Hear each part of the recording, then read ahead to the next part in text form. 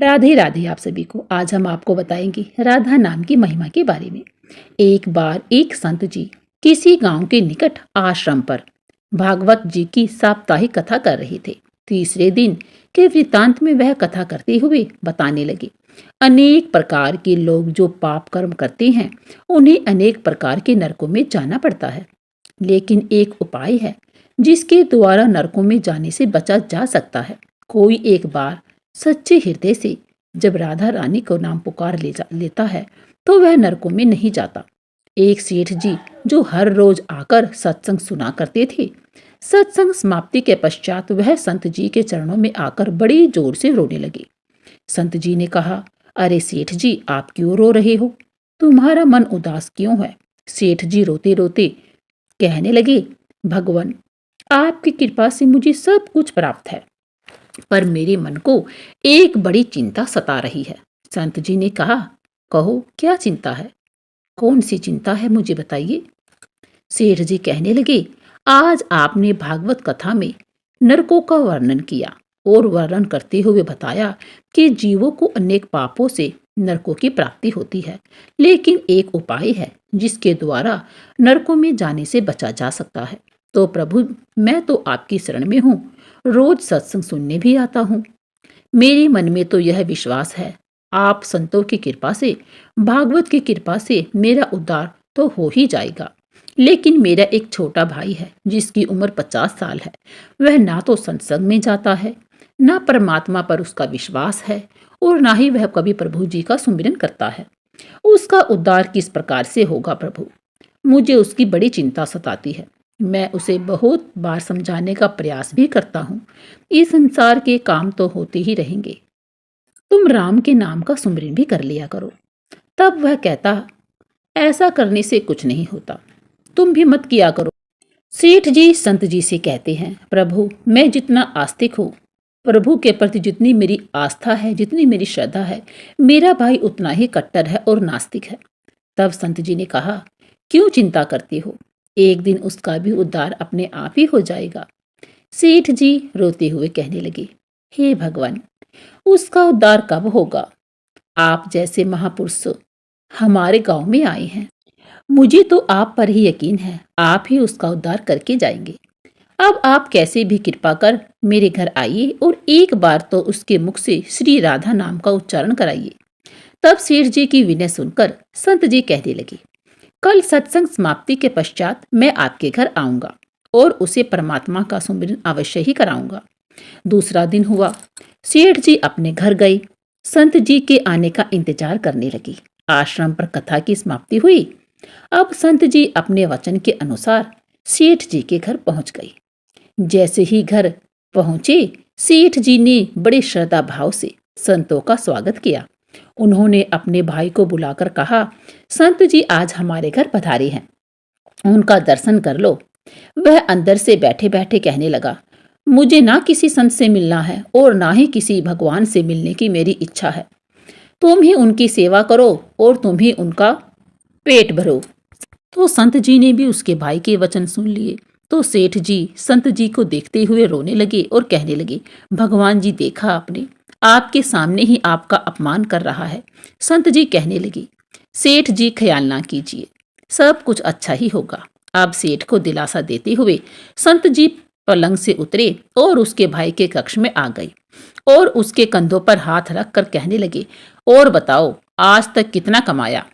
वह संत जी को इस प्रकार अपने नजदीक देखकर कहने लगा, अपना हाथ मेरे कंधों से हटाओ। मैं ना संतों को मानता हूँ, ना भगवान को मानता हूँ। लोग जितने आस्तिक होते हैं, मैं उतना ही कट्टर नास्तिक हूँ।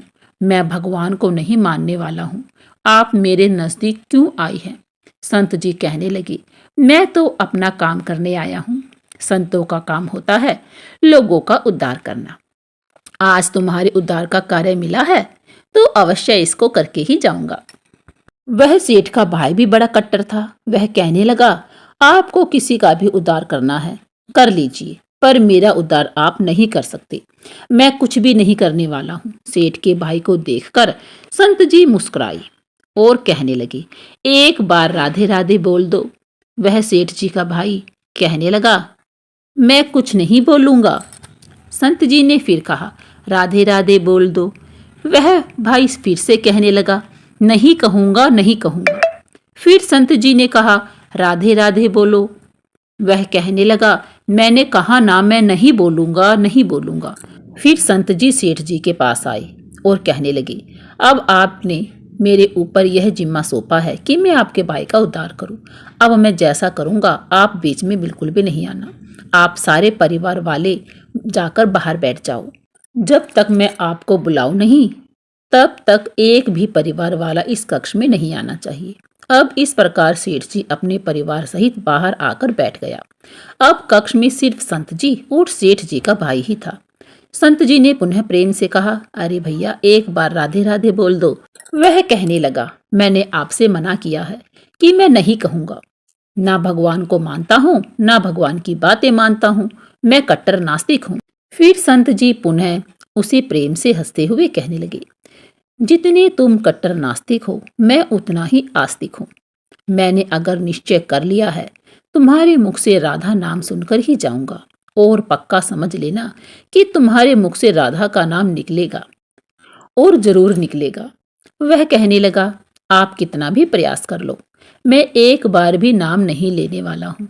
अब संत महापुरुष होते तो बड़े दयालु हैं, पर लीला मात्र उन्होंने क्या किया, उस सेठ के भाई का हाथ पकड़ा और हाथ पकड़कर जोर से घुमाने लगे।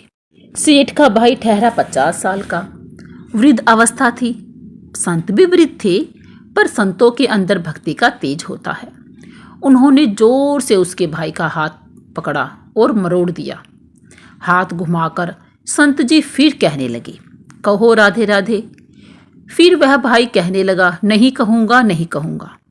अब तो संत जी ने जोर से हाथ घुमाकर सेठ के भाई को जमीन पर पटक दिया और खुद उसके पेट पर चढ़कर बैठ गए। और संत जी फिर कहने लगे, बोलो राधे राधे।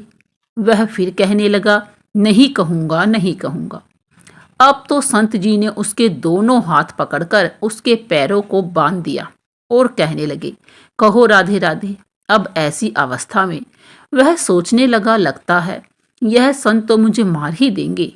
तब उसने बिना इच्छा के एक बार ऐसे ही कह दिया, राधे राधे। जैसे ही उसने राधे राधे कहा, संत जी ने उसके हाथ पैर खोल दिए। उसके बंधनों को छोड़कर बाहर आकर संत जी कहने लगे, सेठ जी आपका कल्याण हो गया और आपके भाई का भी कल्याण हो गया। सेठ जी कहने लगे, अंदर से बहुत तेज आवाजें आ रही थी संत जी। तब संत जी कहने लगे, आपने काम ही ऐसा दिया था। आपने कहा वह नास्तिक है, कभी कुछ बोलता ही नहीं है। आज आपके भाई ने राधे राधे का नाम का उच्चारण कर लिया है, इसका कल्याण हो गया। अब मैं जा रहा हूँ, कल से पुनः मेरी कथा है। अब संत जी तो अपने स्थान पर लौट आए। सेठ का भाई जमीन से उठकर अपने भाई से कहने लगा, यह कैसे संत है, मुझसे झगड़ा करने आ गई, मेरे ऊपर चढ़कर बैठ गई और कहने लगे, अगर राधे राधे का नाम उच्चारण नहीं करोगे तो मैं तुम्हारे ऊपर ऐसे ही बैठा रहूंगा। अब उसकी बातें सुनकर सेठ जी तो हंसने लगे। वह हंसते हुए मन से भगवान को धन्यवाद देते हुए कहने लगे, हे प्रभु, आपके संत भी बड़े दयालु हैं, खुद कष्ट सहकर भी लोगों का कल्याण करते हैं। समय व्यतीत होता गया, मुश्किल से 5-6 महीने गुजरे होंगे। अचानक से एक दिन छोटे भाई का देहांत हो गया। शरीर समाप्ति के पश्चात आत्मा शरीर से अलग हो जाती है। वह आत्मा ही ऊपर यमराज के पास जाकर सारे हिसाब किताब देती है। अब इस व्यक्ति का हिसाब किताब खोला गया। यमराज ने चित्रगुप्त से कहा, जो आज इंसान हमारे पास लाए गए हैं, इसका हिसाब किताब करिए। चित्रगुप्त कर्मों का हिसाब किताब देखकर बताने लगा, हे भगवान, इसने अपने जीवन में कभी भी परमात्मा का नाम सुमिरन नहीं किया, सदा पाप ही पाप किए हैं, इसे तो सीधे नरक भेज दिया जाए। अब यमराज के आदेशानुसार जैसे ही उसे नरक भेजा जा रहा था, तभी चित्रगुप्त ने कहा, भगवान एक बात और है। यमराज जी कहने लगे, कहो कौन सी बात है। चित्रगुप्त ने कहा, भगवान एक बार संतों के कहने पर इसने राधा नाम का उच्चारण किया था। अब एक बार राधा नाम का उच्चारण। यमराज ने दूतों से कहा, थोड़ी देर रुक जाइए, इसका हिसाब किया जाएगा, इसके बाद ही इसे नरक में भेजा जाएगा। फिर चित्रगुप्त कहने लगे, भगवान, इसने एक बार जो नाम उच्चारण किया है वह संतों के भय से किया था, दिल से भी नहीं किया था, पर एक बार राधा नाम जी का उच्चारण अवश्य किया था। जीवन पाप में ही बिताया है, अब क्या किया जाए। तब यमराज ने उसी इंसान से पूछा, एक बात बताओ, हम तुम्हें पहले राधा नाम उच्चारण का फल दे या तुम्हें नरक में भेज दिया जाए। तब वह भक्त हाथ जोड़कर कहने लगे, भगवान, नरक में तो जाना ही है, इससे अच्छा है कि आप मुझे एक बार राधा नाम उच्चारण का फल दे दे, फिर मुझे जहाँ चाहो वहाँ भेज देना। अभी यमराज जी अपनी पुस्तक खोलकर देखने लगे कि एक बार राधा नाम का उच्चारण का क्या फल होता है। यमराज ने सारी पुस्तक खोल दी, पर उन्हें कहीं फल दिखाई नहीं दिया। तब वह विचार करने लगे, एक बार राधा नाम उच्चारण का फल तो मुझे पता ही नहीं है। तब वह अपनी शंका के निवारण करने के लिए उस भक्त को अपने साथ लेकर स्वर्गलोक में आ गई। स्वर्ग में आकर यमराज ने इंद्रदेव से कहा, हे इंद्रदेव, मुझे बताइए, एक बार राधा नाम उच्चारण करने का क्या फल है। तब इंद्रदेव ने बहुत प्रयास किया, पर उन्हें भी इसका फल नहीं पता चला। तब वह सब देवता मिलकर ब्रह्मदेव जी के पास आए। ब्रह्मदेव ने जब उन सबको देखा, तब ब्रह्मदेव उनसे पूछने लगे, यह आपके साथ इंसान कौन है। तब इंद्रदेव कहने लगे, भगवान, इसने एक बार राधा नाम का उच्चारण किया है, बाकी सारा जीवन इसने पाप किया है। हमें तो पता नहीं राधा नाम उच्चारण का फल क्या है, इसलिए हम आपके पास आए हैं। तब ब्रह्मा जी ने भी बड़ा प्रयास किया कि राधा नाम उच्चारण का फल क्या है, अब उन्हें भी पता नहीं चला। तब वह ब्रह्मदेव कहने लगे, हम सब मिलकर इसे अपने साथ लेकर भगवान शंकर जी के पास चलते हैं। तब वह भगवान शंकर जी के पास सारे के सारे पहुंच जाते हैं। भगवान शंकर जी से प्रार्थना कर कहने लगे, हे महादेव जी, इस इंसान ने सारा जीवन पाप ही किया, बस एक बार संतों के कहने पर राधा नाम का उच्चारण किया है। अब आप बताइए, एक बार राधा नाम उच्चारण का क्या फल मिलता है। तब महादेव जी ने बड़ा प्रयास किया, पर वह भी राधा नाम की महिमा को बता नहीं सके। तब शंकर जी कहने लगे, अब हमें भी भगवान श्री कृष्ण के पास ही चलना पड़ेगा, क्योंकि वही राधा तत्व को जानते हैं। ऐसा सोचकर सब देवी देवता भगवान शंकर के साथ मिलकर उस इंसान की आत्मा को लेकर भगवान श्री कृष्ण के गोलोक धाम में पहुंच जाते हैं। गोलोक धाम में भगवान श्री कृष्ण राधा जी के साथ अपने आसन पर विराजमान थे। भगवान श्री कृष्ण ने सब देवी देवताओं का सम्मान किया और उनसे पूछा, आज अचानक से आने का क्या कारण है। तब भगवान शंकर हाथ जोड़कर कहने लगे, हे भगवान, इस इंसान को धरती से लाया गया है। इसने अपने जीवन में बहुत सारे पाप किए हैं, पर एक बार राधा नाम का उच्चारण भी किया था। यमराज जी पता न कर सके कि एक बार राधा नाम उच्चारण का फल क्या है। तब वह इसकी जानकारी लेने के लिए इसके साथ इंद्र जी के पास स्वर्ग में आई। फिर स्वर्ग से होते हुए ब्रह्मलोक आए, फिर ब्रह्मलोक से होते हुए यह मेरे पास पहुंचे। अब मैं इन सबको अपने साथ लेकर आपके पास लेकर आया हूँ।